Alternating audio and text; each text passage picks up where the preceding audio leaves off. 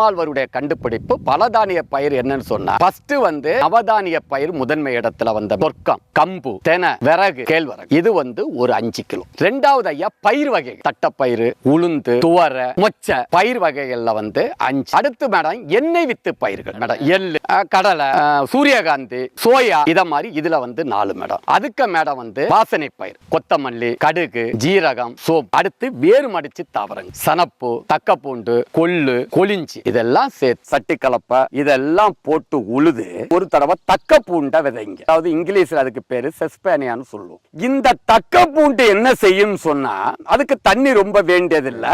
எப்பேரிப்பட்ட மண்ணையும் சரிபடுற தன்மை தக்க பூண்டுக்கு உண்டு. ஒரு ஏக்கருக்கு 15 கிலோ இதை விதைச்சு விட்டுட்டு தண்ணி பாய்ச்சிட்டேன்னு சொன்னா அது 45 to 50 நாளைக்குள்ள மஞ்சளா பூக்க ஆரம்பிச்சு. பூக்கும் போது தண்ணியை விட்டு ஒரு சேத்து உழவு உழுதுருங்க.